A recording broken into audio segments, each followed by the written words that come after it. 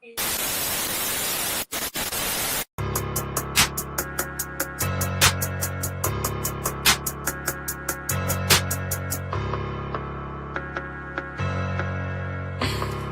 this too hard.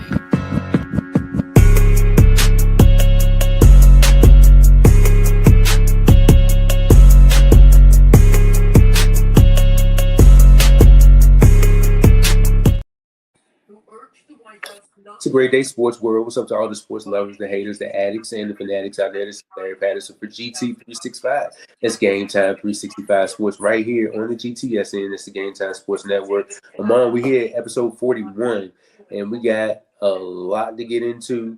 Had to get your thoughts on a lot of other things. Got one more topic you had to get your thoughts into. But how you doing today, bro? I'm doing all right, man. It's been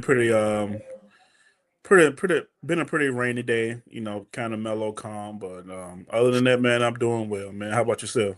I'm doing great, man. Football season's almost here, so almost that time. Oh man, it's almost that time, man.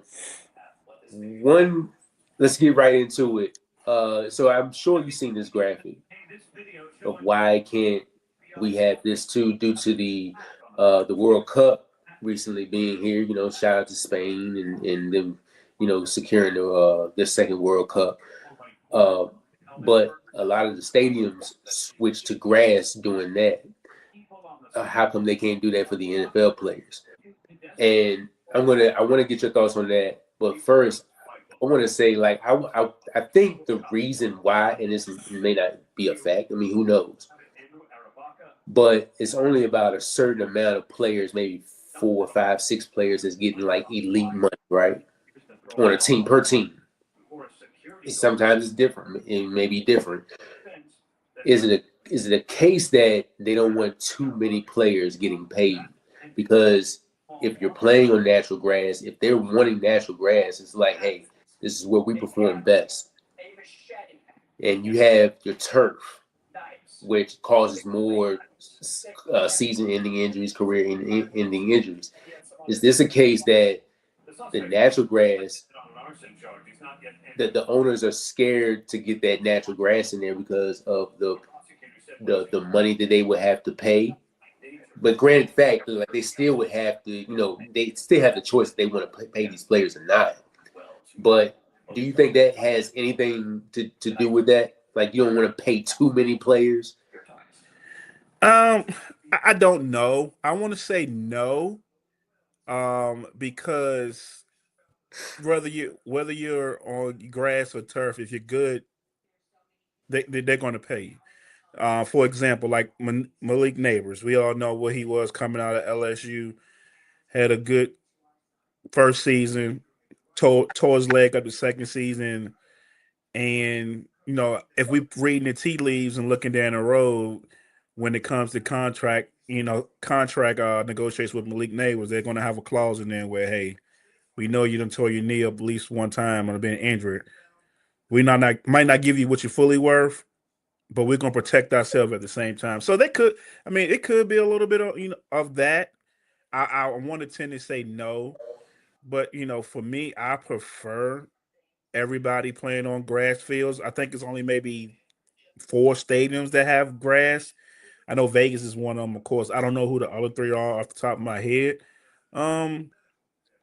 Yeah, man, I just think these owners, man, they invest too much, and these general managers invest too much into these football players to put turf on the field and turn around and say, hey, nah, I don't want to pay them when it comes to, elite money. The elite of the elite, I don't want to pay them because I don't think that's a thing, but hey, you never know. So I'm gonna say nah, I don't think that's it. Because granted, whether it's turf or whether it's grass, like, the injury's going to happen. Sure. Injury's going to happen regardless, but it seemed to happen more so often on the turf. So that's why you always hear turf monster more than anything. You don't hear grass monster. You know what I mean? So yeah, so it's like if you put in grass in every stadium, I mean, you got the money to do it. And is it a case of, well, now I got 10 players who's playing really well. Their contracts are up. They're free agents. whether you're gonna, like I said earlier, you're gonna pay him, you're gonna decide to pay him or not. But I don't know. I just wanted to get your thought on that. I just thought it was always crazy. Like if this is better for the players, then why not do it? I mean, you are investing in the players. Sure thing. And like you said, man, the World Cup, man, we just had that for what, 2 weeks, and everything was played on grass, and everything turned out perfect. I don't think there were no major injuries. I didn't watch and get into every game. I just got down to the quarter, semis, and finals, so I didn't see everything. So I apologize if there were injuries that I couldn't talk about here that I just don't know what happened. Yeah, man, but the World Cup was a success. Every stadium had grass. Everybody responded, played well. So it could be a possibility down the road, maybe in 5 years. We know there's maybe two or three, maybe three stadiums right now that's going to be opening up by 2031. So you may see more of them switch towards grass. I know Kansas City. I'm gonna say four stadiums. You got Buffalo this year, then you got the Commanders, Titans, and the Chiefs in the next couple years. So they may all convert to grass. I don't know, man. It's a Jaguars too. Yeah, Some yep, yeah. So it's a players' league, of course, man. If people start barking and biting, at the apple, say, hey, we need to get the grass. I think these owners, in the collective bargaining agreement, how they make that decision, I don't know. Will ultimately entertain this thing, and Goodell will have a decision to make. So it's bad for the game. And it's bad for specific teams when you have your star guy out. I know Malik Neighbors being out, and it's a couple more guys that's tore ACLs that came back.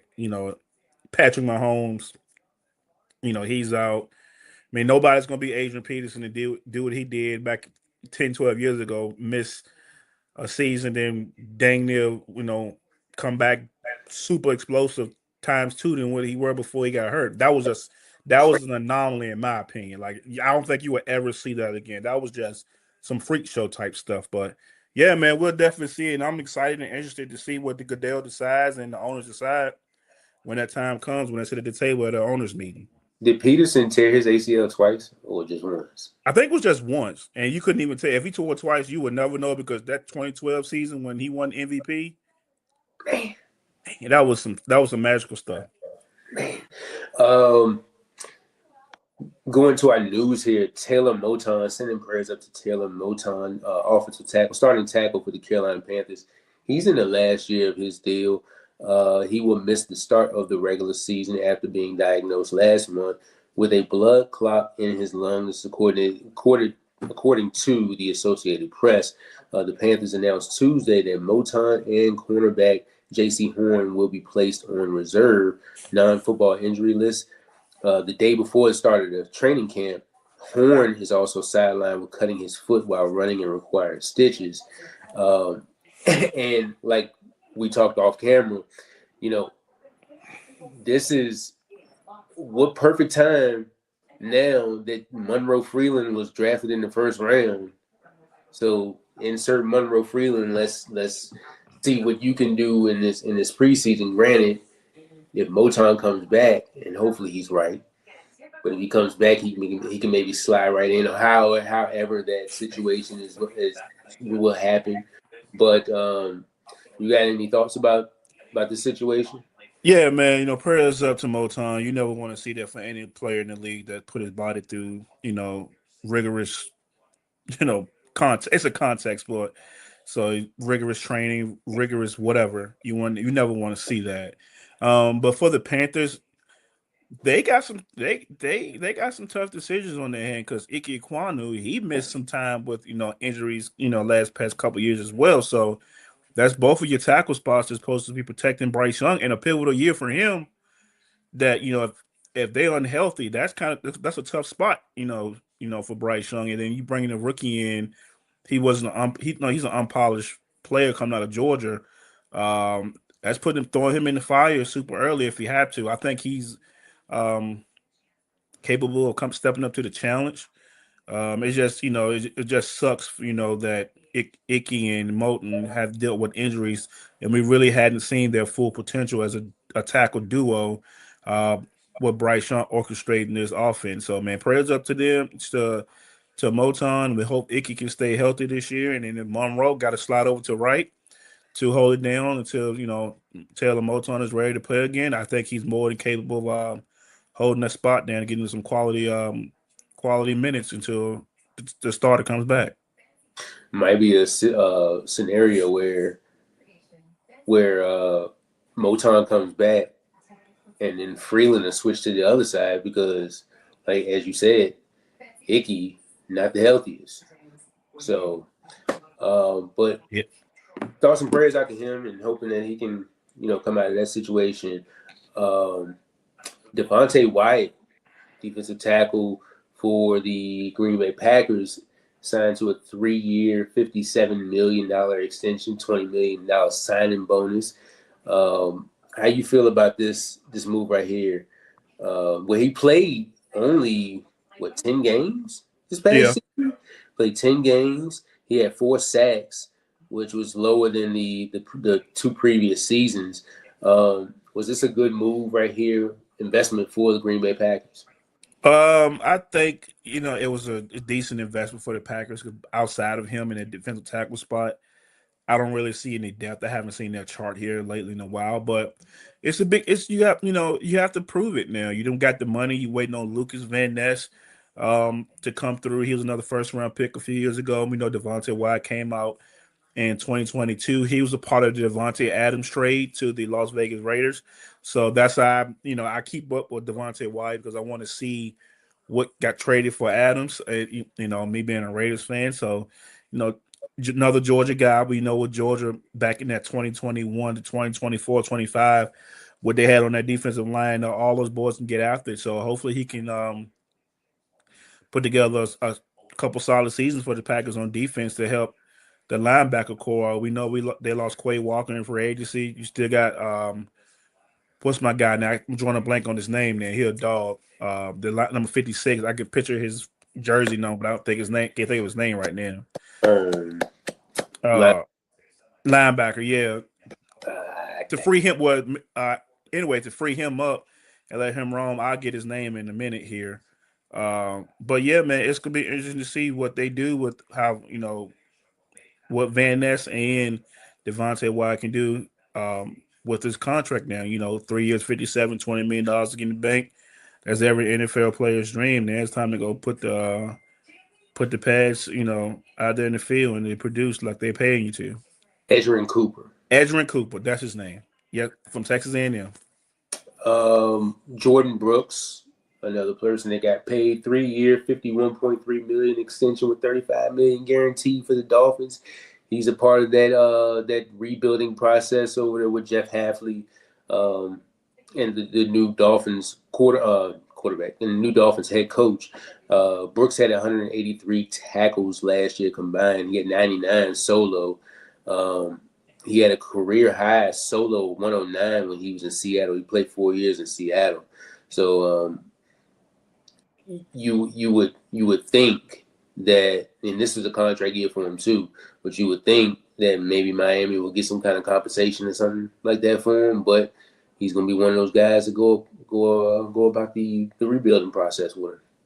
Yeah, man. Like Jordan Brooks is a tackling machine. Now I Yeah, know we always talk about Fred Warner and we always talk about you name the middle linebacker, Edgerrin Cooper. You name him, we talk about him. But this guy has a conversation to be right there in the conversation with Fred Warner and those guys. He is a tackling machine, and I think with him in Miami, he got to be. You can see, he's the LB1 in that room and on that team, and them drafting my guy out of Texas Tech, Rodriguez. I think that's oh gonna be man, oh yeah, that's gonna be a super duper. That probably, in my opinion, probably by mid-season, if Rodriguez played the way I think he can play, by the end of the year, that may be the best linebacker room in the NFL, in my opinion. With Jordan Brooks being a tackling machine, 99 total tackles, like you said, and then Rodriguez just finds a way to be around the ball at all times. 10 takeaways last year in college. Can he have that same production in the NFL as a rookie? And I think somebody like Jordan Brooks in front of him, showing him how to be a pro, to study the game, look at it through his eyes. I think that'll be a tremendous boost for Rodriguez. And I expect this linebacking core to be. They probably got a top 5 linebacking core right now, if you ask me. So yeah, I think it was like you said, to the rebuild for the Miami defense to have Jordan Brooks in the middle of it, and then have a Chris Rodriguez to study under him as a rookie. I think that was a huge win for the Dolphins, and I'm excited for Jordan Brooks too to have his second leash on life. Also had Willie Gay Jr. and Tyrell Dodson in that linebacker room too.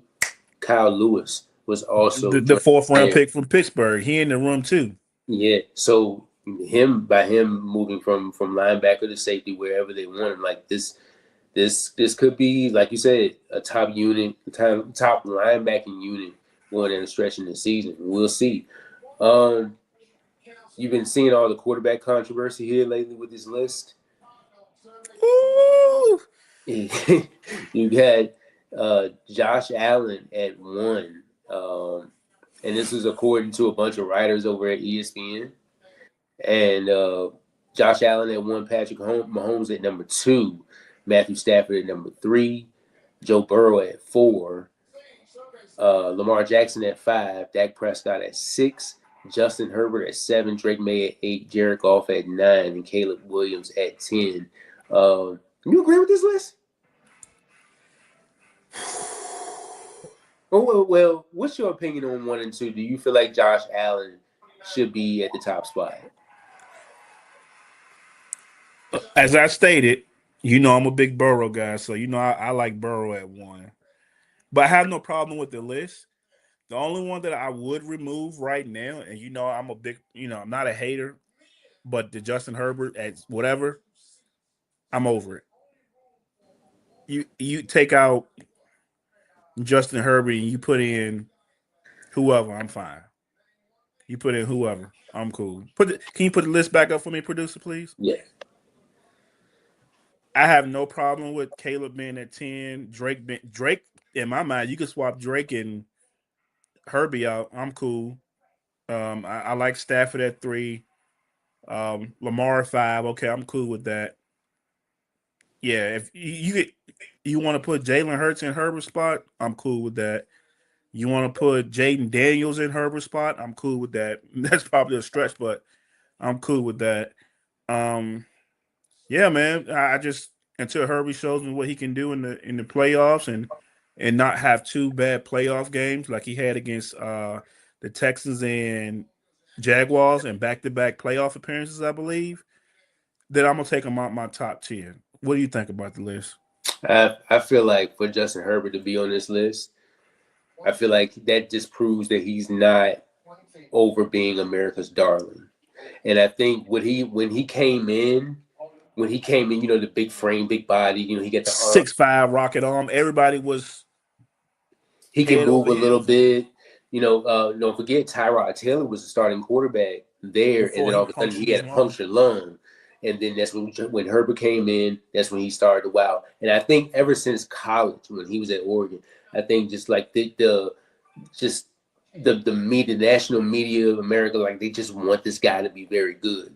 And I feel like Herbert is very good. I just feel like he's had instances where he's good, and then he's had instances where he's very bad. You can take. Go ahead. Go ahead. I said you can take. Where's Sam Darnold at?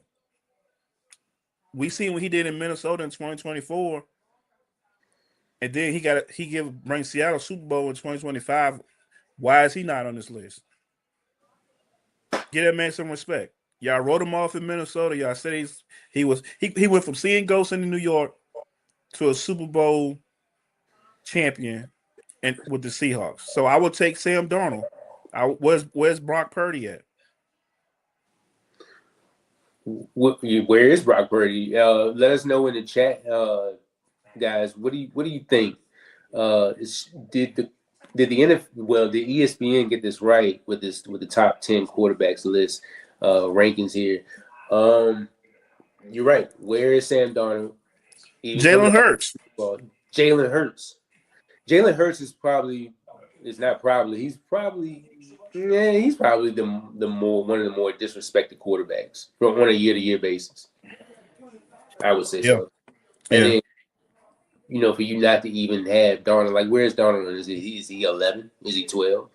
I'd rather have Herbie at 11 or 12 than have Darnold. And I agree with you. By the way, I got a question for you about Herbie in our last segment, because we're gonna do buy or sell again. Oh, So you. Oh boy. we're Oh gonna, boy. we're gonna do buy or sell again. So I got a Herbie question. But a lot of people were disrespected.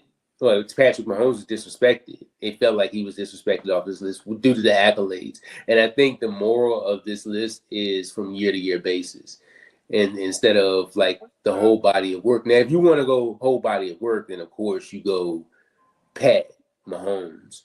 But then after that, it's always been between Lamar, between Joe, between Josh. It's always been like that whole that whole thing. I forget what group of quarterbacks came in at one time. What was it? It was It Big was Ben. Baker. It was Baker. It was Lamar. It was Allen.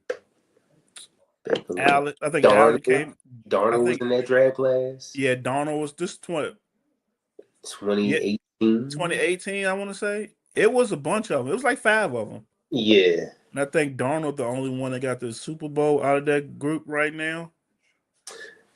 Did Lawrence come out there? Oh, he came a year Lawrence later. 2021. You know, he 2020. was Man, yeah. whoa. Yeah. uh, Yeah, where's Trevor Lawrence at? Hello. He can have a question. A question. and I thought he was on this list. And even, by him going home in the first round, but like the season that he had last year, and including the game, like he had his team in a position to win the game. Like that's disrespectful toward him being on this list too. So, yeah, guys, let us know how you feel about this list right here. Did they get it right, or what is your opinion about it? The next topic we're gonna go into top storylines heading into the NFL season, and we can go a bunch of ways here. Um, so I want to ask you first. What are your top storylines going into the NFL? My top storyline going into this season for me personally, and only because I'm out west in the AFC West, I want to see what Patrick Mahomes looks like off this ACL. I want to see what Patrick Mahomes look like off this ACL. Is it going to be the Patrick Mahomes pre whatever 19, 20, whatever, or he going to be the more of the pocket passer? Hey, I'm gonna read the defense, dissect you. What that movement going to look like come September 1 or whenever the season starts. That's what I'm looking forward to. That's my top for me personally, and then another one is Bryce Young, CJ Stroud. Big years for those guys. What are they going to look like going into contract years? Are they up for extension? If you do extend them, as we talked to our guy Mike, I talked to our guy Mike a couple weeks ago. He is CJ Stroud's going to get this extension, but at to what dollar amount? What that dollar amount going to look like? And with the Panthers, with Bryce Young, do you do you take that risk and sign him to a long term extension? Is he your guy? Are you going to take this playoff run he had last year, combine it with this year's performance, and make a decision then? I don't know. And then my last storyline that I'm looking forward to is this. Quarterbacks is the name of the game, of course. Jalen Hurts and the Philadelphia Eagles. What does that offense look like without AJ Brown and Devontae Smith being your de facto number one? The rookie wide receiver that they drafted in the first round, Makai McCaffrey. Lemon. How does what does his impact on his offense look like? What role does he carve out? Is the Eagles fans going to be patient with Jalen Hurts? Are they going to be patient with Nick Sirianni? Will both of them be out at the end of the year? Do the Eagles say, hey, we need to look for a quarterback next year? Could we be in that market because we know the next year's draft is quote unquote supposed to be loaded with quarterbacks? So hey, dude, if things don't work out with the Eagles and Jalen Hurts, do they look to move on? In the offseason, to reset that room. So those are my three impact. Three things, the storylines I'm looking for this upcoming season. And I'm excited to see how they play out come September 1, or September 9th or 10th, whenever the season starts. What was that second team that you said? I said the Texans and Panthers because I want to see CJ Stroud.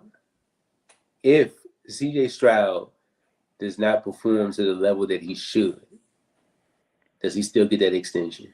I think you do. I think it'll be like a short term extension. It won't be the 5. I think you still get an extension because you just as well as I know. It's hard to find a quarterback in this league that can, you know. I don't think he's missed the playoffs ever since he's been in the league. He hasn't missed And it. he and he's won a playoff game every year. Has he had bad games in the playoffs? Absolutely. But the first thing is you need to get to the dance regardless, and he's taking you to the dance every year he's been in the playoffs. Could he play better? Sure. Do you have the defense to get him to a Super Bowl? You you daggone right he do. He just got to do his part, not turn the ball over, not let the bright lights get to him, and be that rookie CJ Stroud that we saw back in 2023. So yeah, I think they do give him a contract. I don't know if it's going to be a 3 or 5 year deal. I'm looking for more of a 3 year deal if he's not having the season that he's expected to have, because it's easier to get out of a 3 year deal than it is to get out of a 5 year deal with the money and guarantees or whatever. So I expect him to get extended. Say if he absolutely stinks, are you going to say not you, but will the national media talk about how good the defense is? And I'm sure the defense will be awesome, like they always are. I think that's a big part of the reason why they win. So, what if he sucks? I don't think he's going to suck. I think he's actually going to bounce back this year. I think he's going to bounce back because he has that makeup to where, hey, nothing phases him, nothing bothers him. You just come back out there and next play, next play, next play. Yeah, it's easy for me to say right now because he threw 3 interceptions in the playoff, 3. Yeah. Yeah, it was 3, but I think he has that next play mentality, and I don't see any waver or discourse in his body language when he's on the field.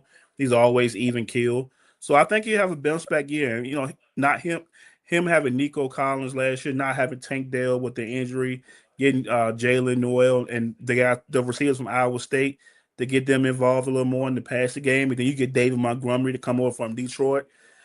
They're building the identity in Detroit. I mean, in Houston to run the ball. You draft Keelan Rutledge in the first round. You got Wyatt Teller. You get him to come over. I believe Wyatt Teller came over from the somewhere. I think it's Wyatt Teller. I think I'll double check that. And you get David Montgomery to come over from Detroit. Yes, the Joe Mixon experiment didn't happen though, but we know the physicality that David Montgomery is going to bring. I think you can see a new identity on the Texans, and I think CJ Stroud going to rely on that heavy run game and the spray pepper. Yeah, Wyatt Teller came over. Yeah, he's going to pepper the ball over the field. I think you'll see a better CJ Stroud in 2026. All right. So my first one, I'm going to go Tennessee Titans. I feel like with Robert Saleh already having experience as a head coach, he's already bringing the experience and what he knows. He already has hired Brian Daboll as his head coach, as his offensive coordinator. I feel like already that's an improvement. Of course, got to be seen on the field first, but I already feel like that's an improvement already for Cam Ward. And he's not that big of a runner, but he's more of a pocket passer. And with you drafting Cardell Tate, you bringing Calvin Ridley back. Alec Ayomaner was one of your leading receivers last year. Oh, and then Kamir DK, who can provide you something. You get rid of the tight end, Chikakonku, yeah.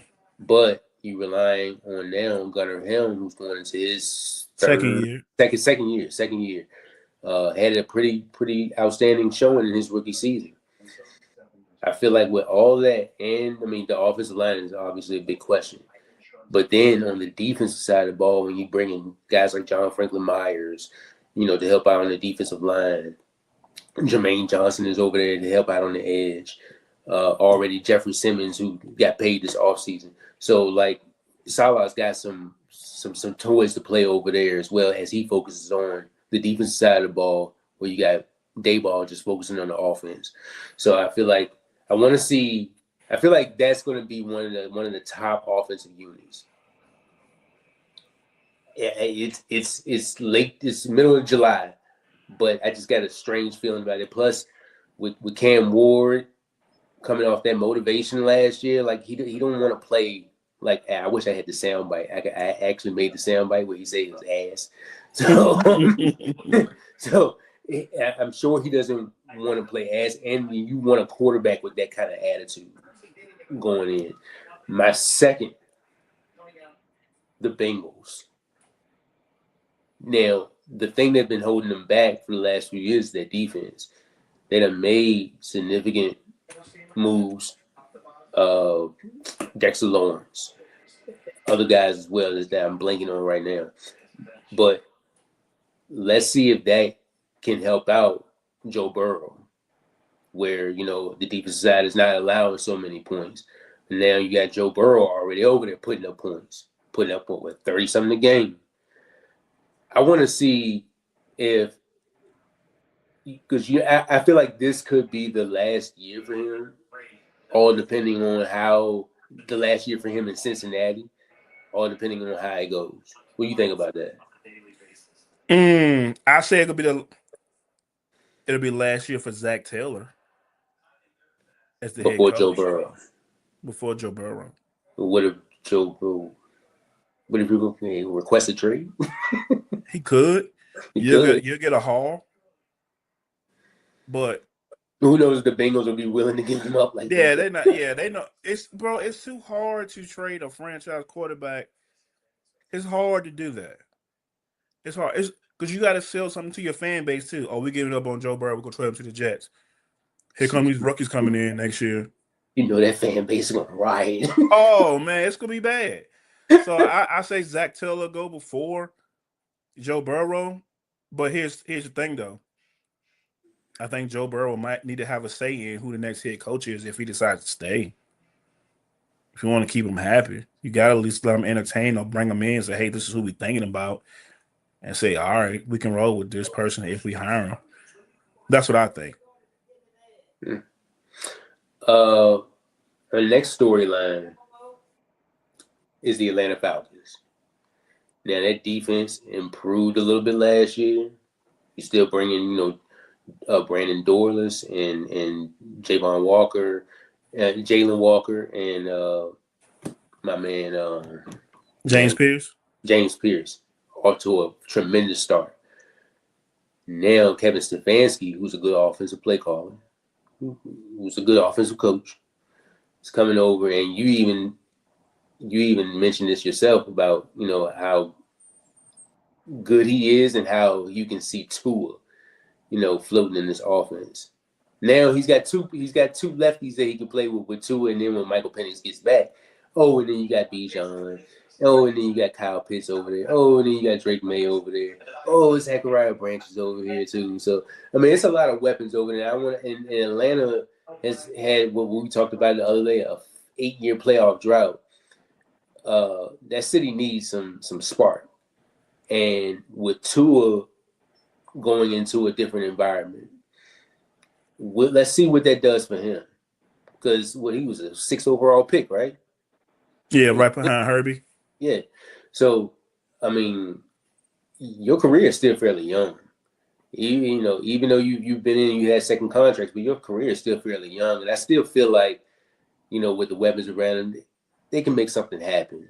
So those are my 3. I'm also going to give you one more. To annoy you, and that's my boys. Getting to the AFC Championship game last year, you bringing most of your players back. How does that work out in the locker room? You drafting well.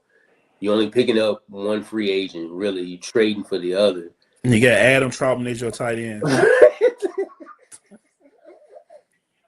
You ain't gonna do I thought about this today. Like, you don't keep doing my boy Adam like that, man. Just as much as my boy Adam be messing up on the field, missing assignments and stuff like that, man. He be making plays too, man. So get off my boy Adam, man. But how is Sean Payton going to approach the season? And with Bo Nix going to his 3rd season, and one of the winningest quarterbacks since since that we talk about draft class, quarterbacks and draft classes. By the way, 2024 is another good one. So, if you could go back, Daniels, Caleb Williams, Drake May, obviously got JJ McCarthy, Michael Penix, and Bo Nix. What order would you put them in now? Oh, I'm still keeping it the same way. I'm still keeping Caleb, Drake, Daniels. Then I'm drafting Bo. Then I'm taking Penix. Then I'm taking JJ. I'm swapping JJ, and he'll still be QB4 in that class, in my opinion. Who wins the Minnesota job? Callum. Call of Duty and all. Y'all, I think you and Darrell. I think y'all are, and a number of other people are really high on Minnesota. Yes, I am. What if JJ lights it up? I hope JJ lights it up. You look. Yeah. Look. I ain't got to say no more. You already know.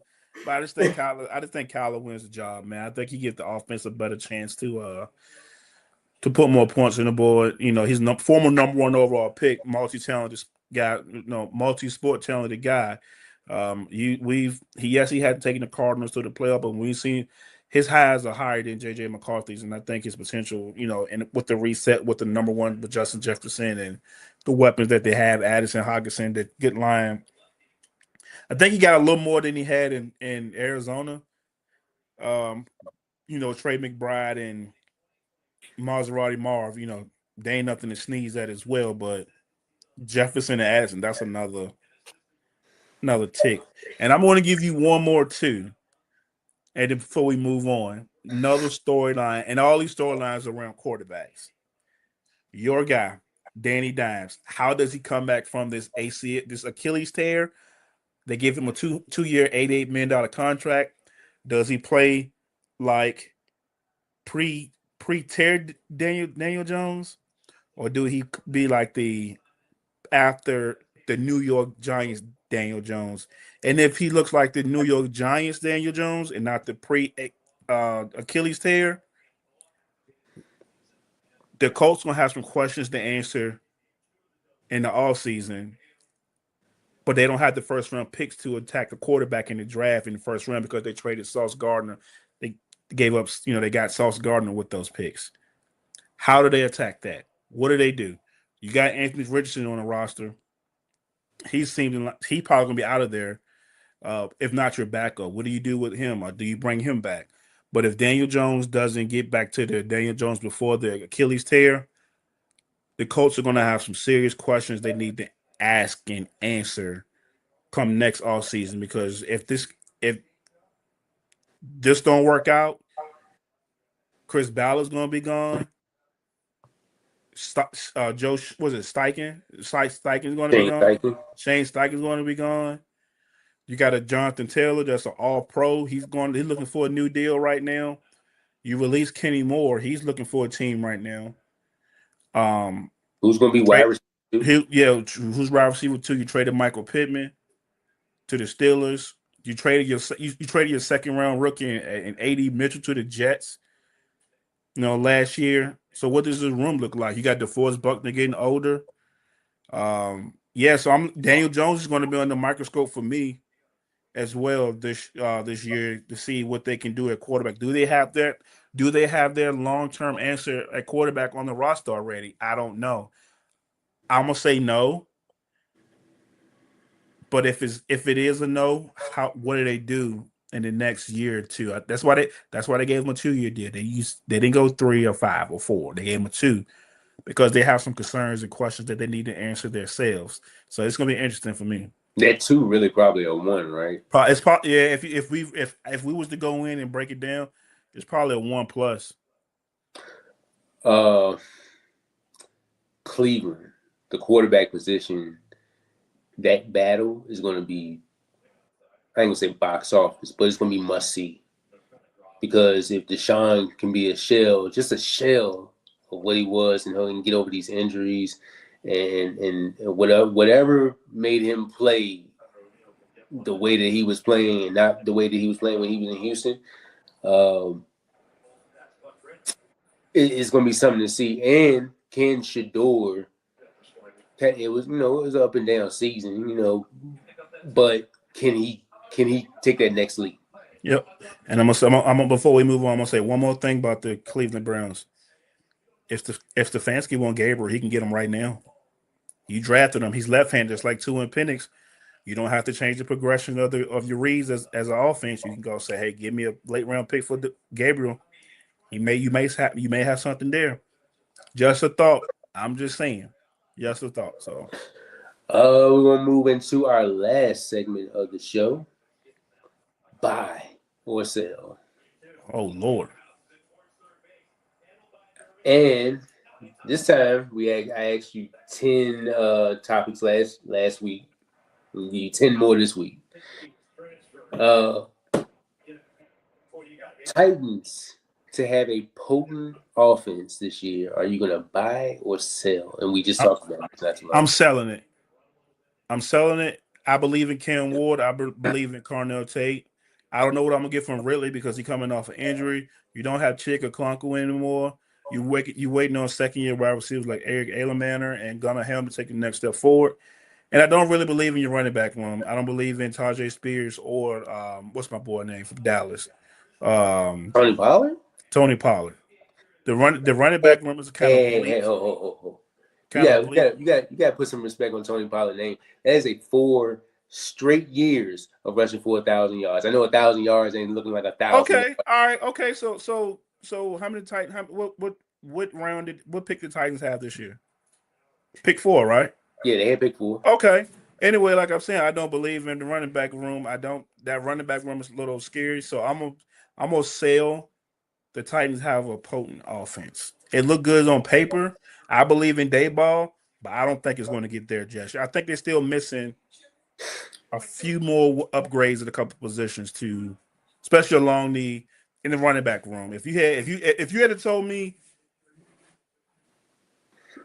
you drafted Jeremiah Love instead of Carnell Tate, okay, we can talk about it.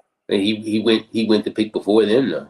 Right. I say that's what I'm saying. If you said, hey, the Titans got Jeremiah Love, and we know how explosive Jeremiah Love is, we can have a conversation. But I don't think Carnell Tate or Calvin really can really be that explosive type playmaker that he needs right now. If they can add to that room, add to that offense, yeah. But I'm a sell right now. Okay. I ain't hating on Pollard, bro. I promise you I ain't. I'm just saying you rush for 1,000.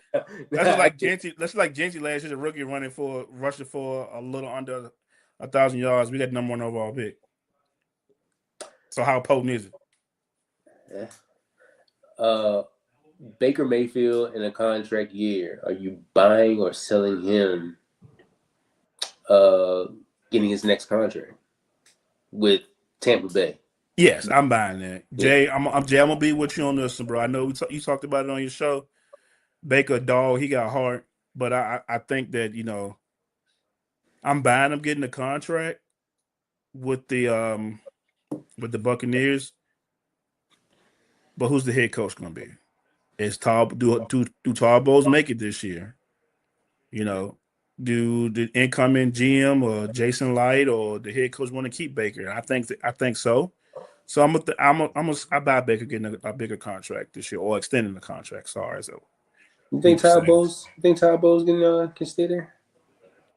He can stay there, yeah, but he can stay there, just like my boy and the Jets can stay there. But we know how that can go. Yeah, Washington to get back to the NFC title game. You buying that or selling that? Selling it.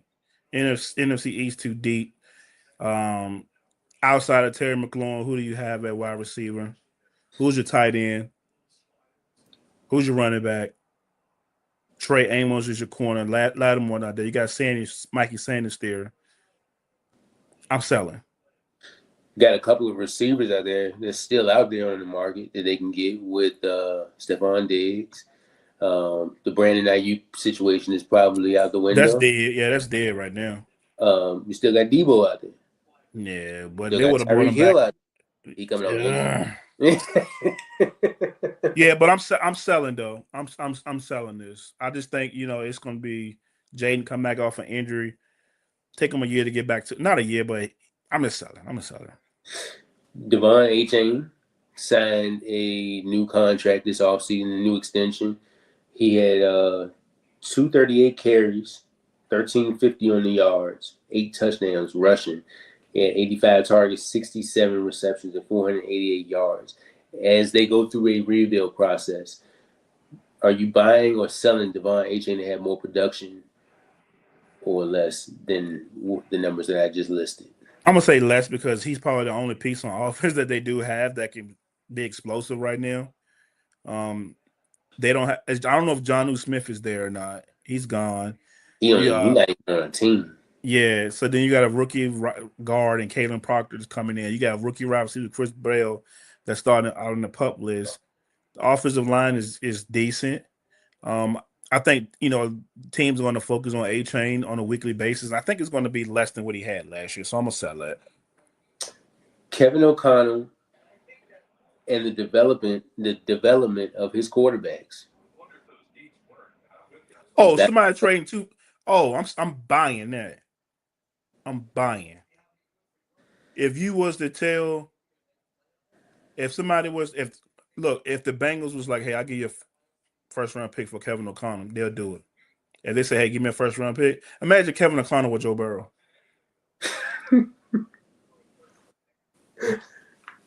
You make it look better. What? That'll be insane, bro.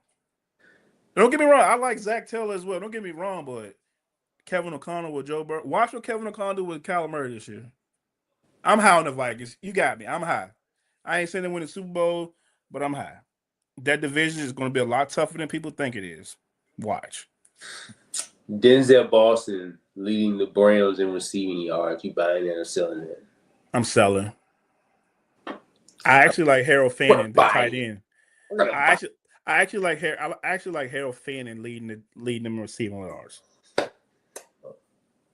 Okay. Young and up and comer. He's on the way. He a dog. Yes. Kirk Cousins. Kirk Cousins.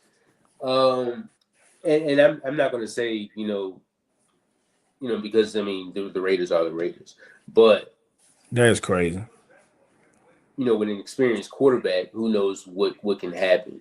I think y'all weapons could get a lot better. We got Brock and you got Ashton, but like after that, you see where I'm going. So with this, are you buying or selling Kirk Cousins to at least have some good numbers this year? Yeah, I'm buying on the Raiders being competitive this year. Yeah, he's gonna have good numbers. Now, what do you classify as good numbers? Like with 25 touchdowns, 12 interceptions, 10 interceptions. Yeah, I can see that. 25, 30, something like that. If we got 30 touchdowns, we in the wild card hunt. I promise you that. I'm telling you, there's no way in no world with Kubiak. Kirk got 30 touchdowns. We fight for a 6 seed. Promise you. I guarantee that. But to answer your question, actually, I'm putting up decent numbers though.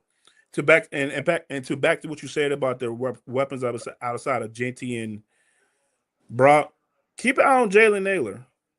He didn't have the production in Minnesota, like people say, but he played behind Justin Jefferson and Jordan Addison, and he has a whole lot left in the tank. Now, I'm not saying he's number one wide receiver. I'm not saying none of that, but he has a whole lot in the tank. Yeah, he could be a problem. And Trey Tucker as well coming out the slot. But I'm going to tell you this right now. That third Infinity Stone coming next draft, and it's going to be your worst nightmare. It's going to be Patrick Surtain's worst nightmare.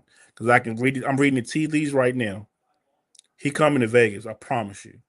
And you already know what I'm talking about. Seattle Seahawks to repeat. My man just skipped over my little threat and everything. That is nasty. Boy, that is nasty.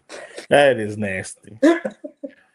My man said he don't even care. Like he can come to the West all he wants to. Patrick Stanley still gonna lock him up. Yeah, but he coming though. We got two.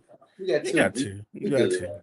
We good, man. We'll put him on Riley Moss. Put Riley Moss on and see what happens. He gonna have a day. Woo. He might have a day. Boy, when Riley Moss get that direct deposit on Wednesday, Tuesdays, it's gonna be a hard earned direct deposit, boy. He gonna earn that check, boy. God, he gonna earn that check. Look, Terry and R, where you at? I swear. Come, look, I don't know what you did, but come on, we need help. Call the others right now. But back to you said what was the next Seattle Seahawks to repeat as champions. You buying that or selling? I'm selling, man. The NFC is too tough, bro. Depth wise, team wise, there's so many good teams in the NFC. You got Detroit, you got Chicago, you got Jordan Love up there in Green Bay. They ain't nothing to sneeze at. They get Michael Parsons back in October. Hopefully, he'll be ready to roll. Then you got the Seahawks out there in the West. You got the Rams. You got the 49ers. Shoot, you got the daggone Panthers. They made the playoffs. You got what's the fancy going to do with the daggone Falcons. Then you got Dak and you got Jalen Hurts out in the East. And it's just too much, man. So I'm gonna sell that. I was gonna sell it, but I think I'm gonna buy it, and I can see it. The unit has got some experience. If Jadarian Price can give you, I don't know, if he can give you 55%. And then when Charbonnet comes back, I think this team is already going to be more of a passing team anyway. I think I kind of heard that somewhere. But then that defense, you lose some guys, but you also gain some guys, and then you got a good portion of your guys coming back. So experience, it counts. Yes, it's hard to go back to back, but I would buy on it because just to say I wouldn't be surprised. Yeah, but it ain't been done since the Cowboys in the early 90s or the Patriots maybe. I don't know, back to back. I don't know. Chiefs. Okay, but that was what, 6 years ago. It's more recent than Dallas. Yeah, so. yeah. You're right. Mike Evans he had in 8 games he had 62 targets. He had 30 catches, 368 yards, 3 touchdowns. It's like the lowest of his career, or maybe since his first season. He's got 11 straight seasons of 1,000 yards. Are you buying or selling that he gets 1,000 yards this year? Yeah, I'm buying it. Yeah. They ain't give him 3 years, 65 for nothing. San Francisco, man, then them playmakers do get hurt over there a lot. Yeah, Kittle, Pearsall, McCaffrey, Evans, with Trent Williams is still probably the LT1 in the game at 38. Yeah. He gonna eat. Purdy gonna make sure he eat. I promise you. I don't know what's going on in that facility, but them guys be getting hurt over there. Yeah, it's low, boy. Bryce Young to take that next leap.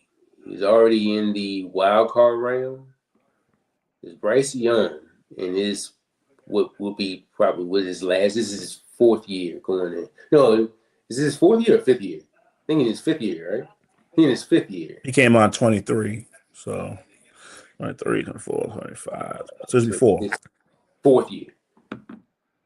Will he make the leap to at least divisional round, championship round? I think he can make the divisional round.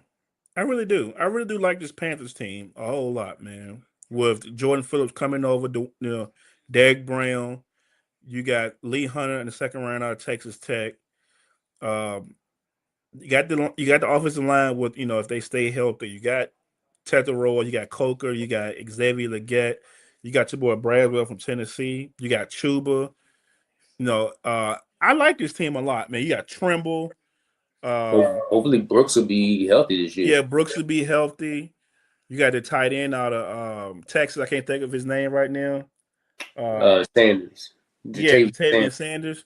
I like this Panthers collection, man, of talent, man. You got JC, Trayvon Morgan in the backfield in your secondary.